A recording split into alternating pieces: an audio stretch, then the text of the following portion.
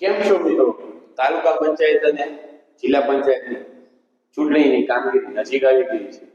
પહેલાનો વિડીયો બનાવ્યો તો આ ટ્રેનિંગનો બીજો ભાગ છે કે જે તાલુકા પંચાયત અને જિલ્લા પંચાયતમાં આપણે ખબર છે જે બધા ફોર્મ્સ આવે છે પ્રિસાઇડિંગની ડાયરી ને બધા એમાં ઘણા બધા ફેરફાર કરવામાં આવેલા છે. તો એના જે નામના ફેરફાર થયા છે એ બધું શું છે એ બધી માહિતી આ નવા વિડીયોમાં લઈને આવી ગયો છું. જો ગમે તો બધા લોકો સાથે શેર કરો. બંધારણ મુજબ ગુજરાત પંચાયત અધિનિયમ 1993 ની કલમ 15 મુજબ ચૂંટણી દેખરેખ સંચાલન માર્ગદર્શન નિયંત્રણ રાજ્ય આયોગ કરે છે.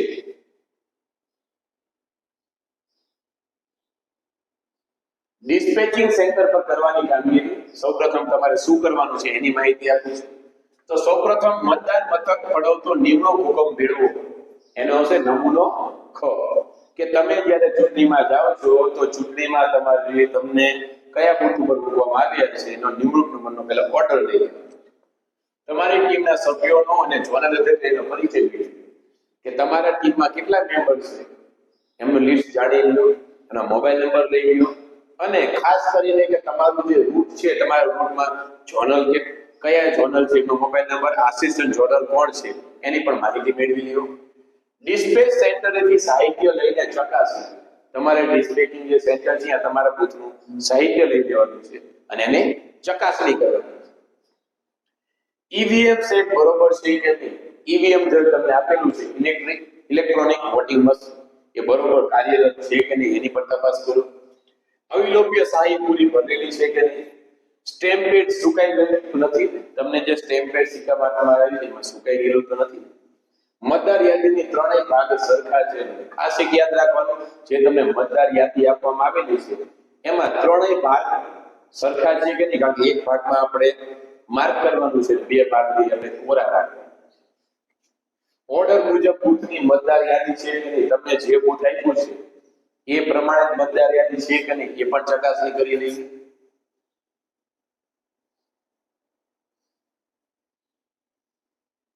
મતદાર યાદીમાં પીબી એટલે પોસ્ટલ બેલેટ, ઈડીસી એટલે ઇલેક્શન ડ્યુટી સર્ટિફિકેટ, પ્રોક્સી એટલે કે જે આર્મીમાં હોય તો એક જગ્યાએ દાખલા તરીકે બીજા સ્ટેટમાં નોકરી કરતા હોય તો આવા લોકોની પોતે અરજી કરી શકે છે મામલતદાર સાહેબ છે કે ભાઈ મારો વોટ જોઈએ, મારા પપ્પા આપવા આવશે, મારા ઘરના આપવામાં આવશે, મારા પત્ની છે કે ગમે એને પ્રોક્સી મત કહેવાય છે.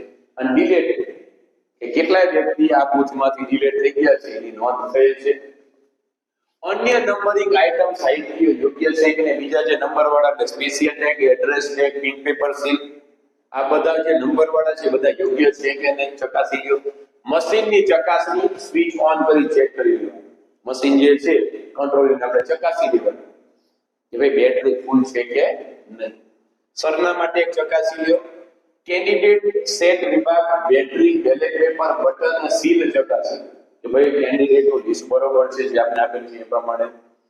પછી બટન સરખા કાર્યરત કામ કરે છે કે નહીં, બેટરી કેવું છે, બેલેટ પેપર, સીલ બધા સીલ બરાબર યોગ્ય રીતે કરેલા છે કે નહીં. ચૂંટણી લડતા ઉમેદવારોને ચૂંટણી એજન્ટના સહીના નમૂના મળેલ છે કે નહીં તે ચકાસવું. ખાસ એક યાદ રાખવાનું છે કે જે લોકો ચૂંટણી લડે છે એના સહીના નમૂનાનું એક પત્રક હશે. એ પત્રક આપણે ખાસ રાખવાનું છે કારણ કે એમાં સહીનો નમૂનો હશે એટલે જે એજન્ટ આવશે એ એજન્ટ એ સહીના નમૂના વાળું લઈને આવશે. આપણે ખાસ પેપર સીલ સ્પેશિયલ ટેગ ચકાસી લો.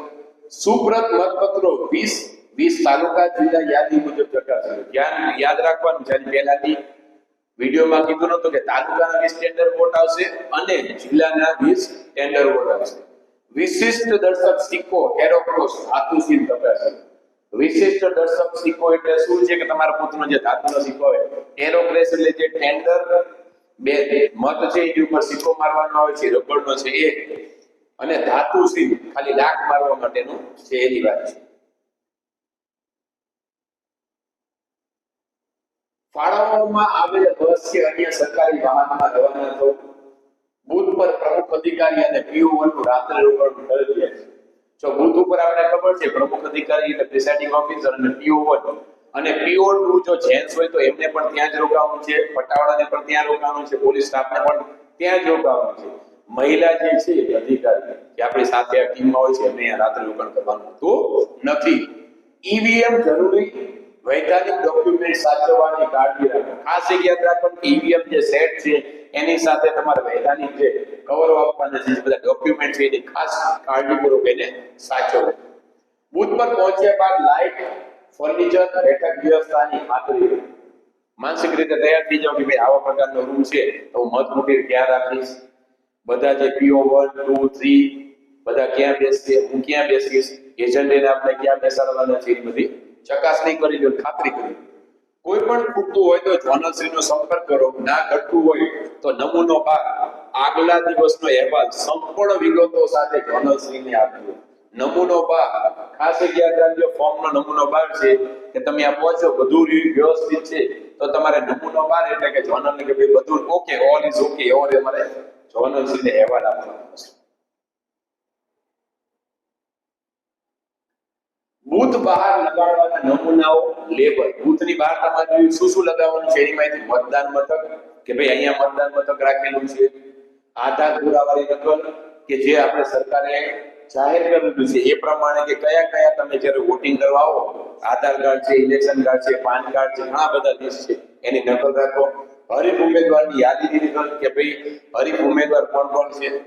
નમૂનો 16 વિસ્તાર કરતાની નોટિસ એટલે કે નમૂના 16 કે ભાઈ આટલા સુધી મતદાનનો વિભાગ છે કે અહીંયા તમે પ્રચાર નો કંઈક પણ એવું કાર્ય કરી શકતા નથી. સ્ત્રી પુરુષની લાઈન અન્ય હોય તો. કેટલીક અગાઉ તૈયાર કરી દો. જેમ કે કેટલી વસ્તુ તમારે અગાઉથી તૈયાર કરવાની રહેશે એની વાત કરવામાં આવી છે. બિન વૈધાનિક કવર નંબર 3, 5, 6 અને 7 સાદું સીલ કરી શકાય. બિન વૈધાનિક જે કવર છે એમાં નંબર 3, 5, 6 અને 7 આમાં સાદું સીલ મારી શકો. બેઝિક વિગતો દરેક ફોર્મમાં ભરી. બેઝિક એટલે પાયાની, બૂથનું નામ, તમારી જ્યાં સહી આવતી હોય, PO1 ની સહી આવતી હોય, બધી જગ્યાએ બેઝિક ડિટેલ તમારે ભરી દેવાની છે. દરેક જરૂરી ફોર્મ અને કવર સરનામા ટેગ પર વિશિષ્ટ દર્શક સિક્કો લગાવી. બધા જે ફોર્મ આપ્યા છે એ પછી કવર છે એની ઉપર, પછી એડ્રેસ જે કાપી આપેલી એની ઉપર વિશિષ્ટ દર્શક એટલે તમને આપ્યો કે ભાઈ આ બૂથનો જે સિક્કો છે તમારે મારી દેવાનો છે. ફર્નિચરની ગોઠવણી. પ્રમુખ અધિકારીનું ટેબલ અને ખુરશી. સૌથી પહેલા શું છે? પ્રમુખ અધિકારીનો ટેબલ અને ખુરશી. કઈ બાજુ? સામેની સાઈડ. હવે જ્યાં મત આપવા જાય છે એની વાત કરી બાજુ પહેલા સૌથી પહેલા આવશે PO1 નું ટેબલ અને ખુરશી, પછી આવશે PO2 નું ટેબલ અને ખુરશી, પછી PO3 અથવા PO4 નું ટેબલ અને ખુરશી. સેવકની ખુરશી. સેવક એટલે આપણે પટાવાળાની વાત કરીએ છીએ એની. બેન્ચ મતદાન એજન્ટોનું. મતદાન એટલે આપણી પાછળ જે ત્રણે બેઠા છે એની પાછળ આપણે બેન્ચ ગોઠવવાની છે જ્યાં મતદાન એજન્ટો બેસશે. મત કુટીરનું ટેબલ એક ટેબલ રાખવાની એની ઉપર આપણે મત કુટીર ગોઠવી દેવાની છે. કેટલાક સાઇન બોર્ડ. શાંતિ જાળવો, મોબાઈલનો ઉપયોગ કરશો નહીં, આવા બધા જે સાઇન બોર્ડ આપણે લગાવી દેવાના છે. સવારે વહેલા કરવાની કામગીરી શું શું કરવાનું છે કે ઈવીએમ સીલિંગ પછી વ્યવસ્થિત બે કુટીરમાં બંને પીયુ ગોઠવો. પરફેક્ટ 7 વાગ્યે સીયુ ની સ્વિચ શરૂ કરો. બધા ભાઈ કે યાદ રાખજો, બે કુટીર કરવાની છે. તાલુકાની પંચાયત અને જિલ્લા પંચાયતમાં એમાં તમારે બે ડીયુ બેલેટ ગોઠવવાના છે. સવારમાં 7 વાગે સીયુ ની તમારે સ્વિચ ઓન, કંટ્રોલ યુનિટની સ્વિચ ઓન કરી નાખવાની છે. કોઈ મતદાર આવે કે ન આવે. મતદાર આવે ત્યારે PO3 અથવા PO4 બેલેટ બટન દબાવશો. તમે જેની ડ્યુટી આપી છે એ બેલેટ બટન દબાવશે. આ સમયે પેપર સીલ હિસાબ ફોર્મ ભરો. આ સમયે તમે પેપર સીલ જે સીલિંગ કરતી વખતે જે વાપર્યા છે એનું તમારે ફોર્મ ભરવાનું રહેશે. પ્રમુખ અધિકારીનો એકરા ભાગ 1 થી 4 જરૂર જણાય ત્યાં ભરી. 1 થી 4 એટલે પહેલામાં તમે મોક પોલ કર્યું છે ને એવું બધું છે. 1 થી 4 ની શરૂઆત કરી નાખો. બરોબર. સવારે વહેલા કરવાની કામગીરી. મતદાન એજન્ટોની નિમણૂક કરો. રાત્રે જ કરી નાખવાની જવા ભલે વહેલા કર્યું આપણે આગલા દિવસે નિમણૂક કરી દો કારણ કે બધા નમૂના ફોર્મ ને બધું ચકાસણી કરવા લઈને આવશે ત્યાંની વાત છે. નમૂનો 10 મતદાન એજન્ટ નિમણૂક ફોર્મ ભરો. 10 નંબરનો નમૂનો છે એ મતદાન એજન્ટ માટે છે. યાદ રાખજો, એજન્ટ રિલીવર એજન્ટની નિમણૂક કરો. એજન્ટ અને રિલીવર કે ભાઈ તું અહીંયા તો તારે ગમે ત્યારે બહાર જવું હોય તો તારો રિલીવર કોણ છે એની પણ નિમણૂક કરો. એજન્ટ રિલીવર એજન્ટને પાસ આપો, પાસ આપવાનો છે. 3 વાગ્યા પછી રિવ્યુ રિઝલ્ટને માન્યતા નથી. ખાસ એક યાદ રાખવાનું કે ચૂંટણીના નિયમ પ્રમાણે 3 વાગ્યા પછી રિવ્યુ રિઝલ્ટ આવી શકે નહીં. એજન્ટોની જરૂર જાણે ત્યાં સહી થઈ ગયો, જ્યાં જ્યાં જરૂર પડે બધા ફોર્મ એજન્ટોની સહી થઈ ગઈ. પછી ઈવીએમ સેટ તૈયાર કરો. પછી તાલુકા જિલ્લા ઈવીએમ દ્વારા બનેલા મોકપોલ કરો. ખાસ એક યાદ રાખવાનું છે કે તાલુકો અને જિલ્લા બંને મશીન હશે તો બંને મોકપોલ અલગ થશે. 50-50 આમાં મત લખ્યો છે પણ આપણે એટલા બધા કરશો સમય રહેશે નહીં, એટલા માટે જેટલા કેન્ડિડેટ છે બધાને એક ઓછામાં ઓછું 1 વોટ અને નોટાનો 1 વોટ આ તમારે કરી દેવાનું છે. મોકપોલ પૂર્ણ થઈ મોકપોલ ફોર્મ ભરો. મોકપોલ પછી સ્વિચ ઓફ કરી બંને ઈવીએમ સીલ કરો. ખાસ એક યાદ રાખવાનું મોકપોલ પૂરું થઈ જાય પછી સ્વિચ કરતા બંધ કરી દેવાનું અને પછી સીલ કરી દેવાનું. અને જે અધિકારી હોય અધિકારી તમારે કહેવાનું છે કે ભાઈ જે આપણે કરેલા હતા વોટિંગ આપ્યું હતું મોકપોલમાં એ એમાં પડેલા છે કે નહીં, અને CRC ક્લોઝ રિઝલ્ટ અને છેલ્લે પણ ક્લોઝ કરી નાખવાનું છે અને ક્લિયર કરી નાખવાનું છે. એ ક્લિયર તમે નહીં કરો તો જે મોકપોલમાં જે વોટિંગ પડેલા છે એ હકીકતમાં ગણાઈ જશે. એટલે ખાસ એક યાદ રાખવાનું. સીલિંગ પ્રક્રિયા દેખાડવામાં આવે છે. અહીંયા સ્પેશિયલ ટેગ આવશે, અહીંયા પેપર સીલ આવશે, એ રીતે મારવાનું છે. પીઓ હવે આપણે જોઈ લઈએ ટૂંકમાં PO1 ની કામગીરી શું હોય. તો આવેલ મતદાર PO1 ની પાસે જશે. સૌથી પહેલા PO1 એની પાસે જશે. PO1 ચૂંટણી કાર્ડ મારફતે ઓળખશે. ચૂંટણી કાર્ડ હોય આધાર કાર્ડ ઓળખ કરશે.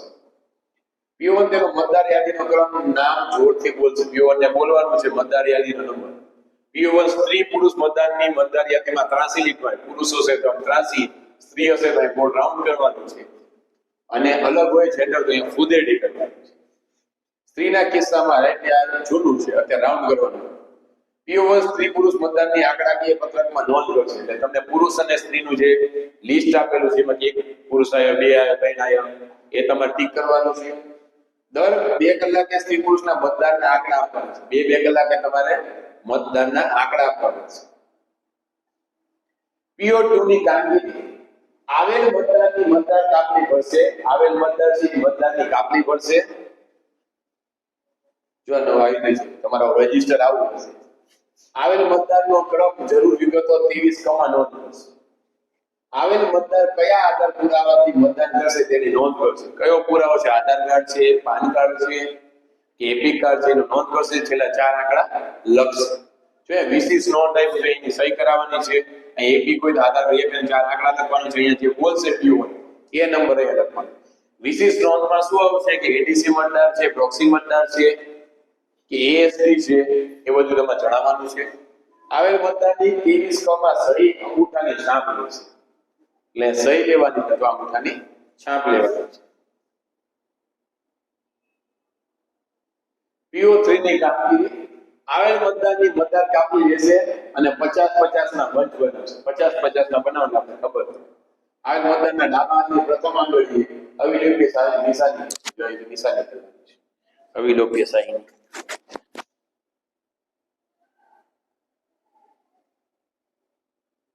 PO4 ની કામગીરી જો આપણે બંને સીયુનો હવાલો સંભાળશે અને આવેલ મતદાર માટે બેલેટ બટન દબાવશે. મતકુંડી તરફ ઈશારો કરશે. બેલેટ દબાવી તમારે મત વોટિંગ કરવા જવાનું છે.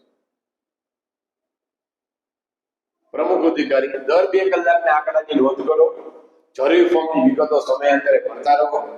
વિઝિટ શીટ તમારી પાસે રાખો. કોઈ ભૂલ થાય તો મતદાર એજન્ટોની હાજરીમાં જાહેર ન કરો. જોનસીનો સંપર્ક કરો. કોઈ ભૂલ થઈ જાય તો મતદાર એજન્ટોની હાજરીમાં જાહેર કરવાનું નથી.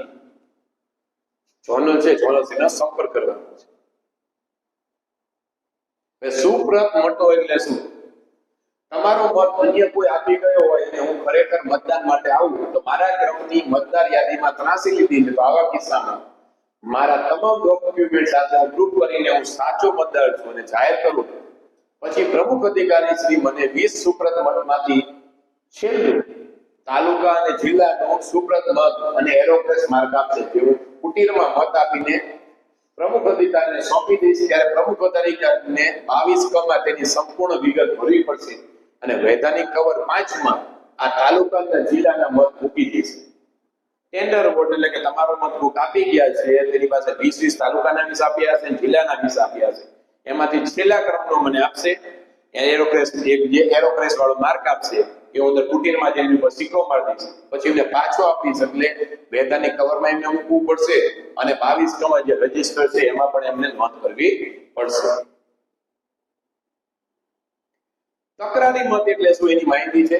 હું મત આપવા આવ્યો, મતદાન એજન્ટે વાંધો ઉઠાવ્યો કેમ કે આ મતદાર નથી. આવા કિસ્સામાં પ્રમુખ અધિકારી શ્રી મતદાન એજન્ટ પાસેથી 20 રૂપિયા લઈને વાંધાની પ્રક્રિયા આગળ પૂર્ણ કરશે. જો હું ખોટો હોઉં તો મને મત આપવાનો અધિકાર નથી, પણ હું સાચો હું, એજન્ટ ખોટો હોય તો હું મત આપી શકું. 20 રૂપિયા હું સાચો હોવાથી એજન્ટે પરત નહીં મળે. નમૂના 21 ની વિગત ભરશે. નમૂના 6 પહોંચ આપવાની રહેશે. એક નકલ બિન વૈધાનિક 7માં બિન વૈધાનિક કવર દેમાં 7માં એક નકલ નાખવાની છે. એની વાત કરે કોઈ એજન્ટ વાંધો ઉઠાવે કે ભાઈ આ મતદાર નથી, ચેક કરવાનું, અને ખોટો ઠરે તો એને પોલીસને આપણે સોંપી દેવાનો, અને સાચો ઠરે તો મતદાન એજન્ટ પાસેથી આપણે 20 રૂપિયા લેવાના છે. એ પહોંચ પણ આપેલી છે. હવે પ્રોક્સી મત એટલે શું? CSVS એટલા માટે એક એવી ખાસ એવી નોકરી કરતા હોય, દાખલા આર્મીમાં છે એમાં, તો એવા લોકોને સેવા વર્ગયુક્ત મતદાનની વિગત મામલતદાર કચેરી આપશે કે સેવા વર્ગી જે એમને જે મત આપવા માટે આવી શકે એવું નથી, તો એની આપણે અગાઉથી મામલતદાર સાહેબ શ્રીને અરજી કરેલી હશે, એની વિગત આપણે આપશે. જો આવા મતદાર હોય તો હું મારો મત આપીને મારા ફાધરને પ્રોક્સી મત આપી શકું. એની પાસે એક સર્ટિફિકેટ હશે, એવા લિસ્ટ આપ્યું છે મામલતદાર સાહેબ કે આ વ્યક્તિનો વોટ રહીને પપ્પા આપશે. ત્યારે મારા ડાબા હાથની બીજી વચલી આંગળી ઉપર અવિલોપ સાહેબ નિશાની કરો. આપણે વોટ આપતા હોય તો અહીંયા, અને આપણે કોકનો પ્રોક્સી વોટ આપતા હોય તો એની સહી અહીંયા થશે. અદર્શક મતદારો એકરા નમૂનો 2 સાથીદારની સહી કરાવવાની. નમૂનો 20 માં તેમાં અદર્શકની વિગત અને સાથીનું એકરાર નામું સરનામું લેવાનું. 18 વર્ષથી વધુ વય ધરાવનાર સાથી ન હોઈ શકે, અને સાથી એક જ વખત અદર્શકનો સાથી બની શકે. એક વ્યક્તિ એક જ વાર સાથીદાર તરીકે રહી શકે. આવા કિસ્સામાં 23 ક રજિસ્ટરમાં જો મતદાર સહી અંગૂઠાનું નિશાન ન કરી શકે તો સાથીદારની સહી લઈ શકાય. રિમાર્ક્સમાં સાથીદારની સહી એમ લખી છે. અદર્શક કોઈ સહી ન કરી શકતો એને સાથીદાર સહી કરે, અને વિશેષ નોંધમાં લખેલું કે સાથીદારે સહી કરી. સાથીદારના જમણા હાથની પ્રથમ આંગળી પર અવિલોપે સહીની નિશાની કરવાની. આપણે ડાબા હાથની પહેલી કે સાથીદાર આવીને જમણા હાથની પહેલી આંગળી ઉપર નિશાની કરવાની છે. ઉપરોક્ત સાથીદારના ભરાયેલા નમૂના નંબર 2 નમૂના નંબર 20 બિનવૈધાનિક કવર નંબર 5 માં મૂકી. એટલે બીજું છે વૈધાનિક કવરમાં નમૂના નંબર 20 માં એમાં 5 મહિને મૂકી દેવાનું છે ફોર્મ જે ભરેલા છે. ASD મતદારો એટલે કોને કહે છે એની વાત છે. A એટલે ગેરેજ એબ્સન્ટ, S એટલે સ્થળાંતર એટલે શિફ્ટ, D એટલે ડુપ્લિકેટ પુનરાવર્તિત બેવડાયેલો અથવા ડેથ થઈ ગયો. આવા મતદારોને આવે ત્યારે 2 સહીઓ અંગૂઠા કરવાના. આવો વ્યક્તિ આવે ત્યારે 2 સહી લેવાની તો 2 વખત અંગૂઠા મારવાના. આવા મતદારો આવે ત્યારે વિડિયોગ્રાફી ફોટોગ્રાફી કરવી. આવા મતદારો આવે ત્યારે 2 સ્વરૂપ આધાર કાર્ડ ચૂંટણી કાર્ડ લેવા એની પાસે. જો આવા મતદારો આવે તો જોડાણ 1 નમૂનો ભરી તેની વિગતો રજૂ કરવી. જોડાણ 1 નું જે છે નમૂનો ભરવાનો. PB EDC મતદારો આવા મતદારો આવે તો મતદાન કરવા દેવું નહીં. પોસ્ટલ બેલેટ અને EDC એટલે પોસ્ટલ બેલેટ એટલે અગાઉથી એમને ફોર્મ ભરી નાખ્યું છે એને મત આપવા દેવા નથી. આપણે EDC એટલે ઇલેક્શન ડ્યુટી સર્ટિફિકેટ એની પાસે હોય તો એ લઈને આવે ત્યારે તો એવા વ્યક્તિને આપણે EDC નું ફોર્મ લઈને આવે તો આપણે એને આપી દેવાનું છે, મત આપવા દેવાનો છે, બાકી આપવા દેવાનો નથી. મતદાર મથકમાં કોણ આવી શકે તો મતદારોએ તેડેલું નાનું બાળક, તમારી ટીમના સભ્યો આઈ કાર્ડ સાથે, ચૂંટણી લક્ષી ફરજ કર્મચારીઓ આઈ કાર્ડ સાથે, ઉમેદવારો ફોન વગર આઈ કાર્ડ સાથે, ચૂંટણી એજન્ટો ફોન વગર આઈ કાર્ડ સાથે, મતદાન એજન્ટો ફોન વગર તમે આઈ કાર્ડ આપશો. ત્યારે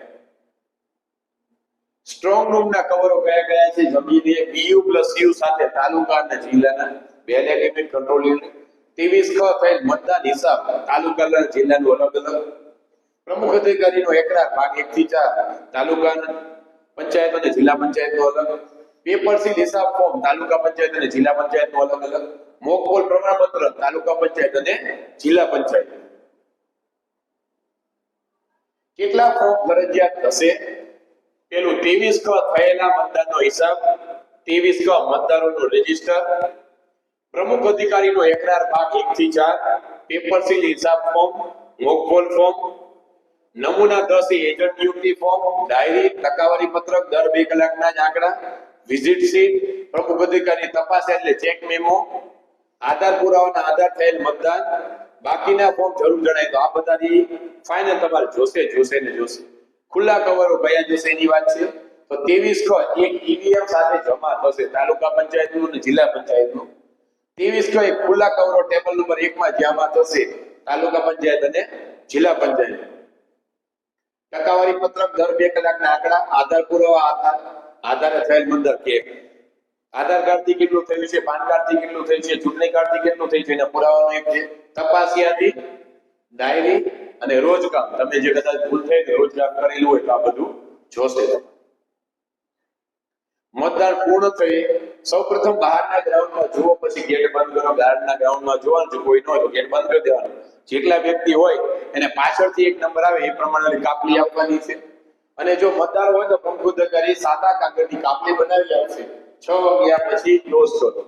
ક્લોઝ કર્યા પછી સ્વિચ ઓફ કરો. સ્વિચ ઓફ પછી તાલુકાનું સીયુ તાલુકાની પેટીમાં અને જિલ્લાનું સીયુ જિલ્લાની પેટીમાં મૂકો. પછી પેટીને સરનામા ટેગથી સીલ કરવાનું છે.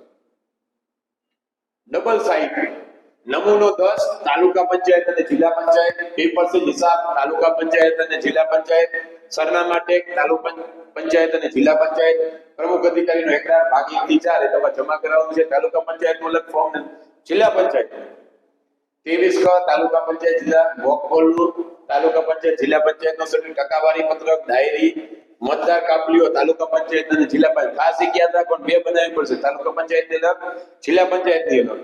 દર 2 કલાકના આંકડાઓ તાલુકા પંચાયત અને જિલ્લા પંચાયત. જાણવા જો મતદાન દરમિયાન સીયુ નું ટોટલ બટન ગમે ત્યારે દબાવી શકાય અને ક્લોઝ બટન મતદાન પૂરું થઈ. ખાસ એક યાદ રાખવાનું છે કે ટોટલ બટન તમે ગમે એટલી વાર દબાવી શકો છો, પણ ક્લોઝ બટન જ્યારે તમારે મતદાન પૂરું થાય ત્યારે જ દબાવવાનું છે. 17 ક મતદારોનું રજીસ્ટર, 17 ક સુપ્રત મતદારોની યાદીનું ફોર્મ, 17 ક થયેલ મતદાન હિસાબનું ફોર્મ, 23 ક મતદારોનું રજીસ્ટર, 22 ક સુપ્રત મતદારોની યાદીનું ફોર્મ અને 23 ક થયેલ મતદાનના હિસાબનું ફોર્મ. કાપલી શબ્દ ક્યાં આવે? ઉમેદવારે મતદારને આપેલો કાપલી. જ્યાં ઈવીએમ હોય ત્યાં ચૂંટણી લક્ષી મતદાર કાપલી, ખાસ કાપલી સ્પેશિયલ ટેગ. 6 વાગ્યા પછી મતદાર હોય તો સાદા કાગળની આપેલી કાપલી. તમામ પ્રક્રિયા પૂર્ણ થઈ તમારું સરકારી વાહન બસમાં બેસી રિસીવિંગ સેન્ટર પર, સરકારી વાહનમાં જ આપણે જવાનું, બીજે ક્યાંય જવાનું છે નહીં. રિસીવિંગ સેન્ટરે ટેબલ વાઇઝ સાહિત્ય સોંપવાની, બંને યાદીમાં જમા થયેલ સાહિત્ય મુજબ જે તે અધિકારીની સહી લ્યો. રિસીવિંગ સેન્ટરે strong room table number 1, table number 2, table number 3, table number 4 અને ફરજ મુક્તિના દાખલામાં સહી લઈ અહીંથી મુક્ત થો. તમે જ્યારે બધું જમાઈ કરી લો એટલે તમને ફરજ મુક્તિનું એક સર્ટિફિકેટ આવે, એમાં અધિકારીની સહી લઈ લો અને પછી તમારે છૂટું થવાનું છે. જો તમને વિડીયો ગમે તો બધા લોકો સાથે શેર કરજો. Thank you very much. જય હિન્દ, જય ભારત.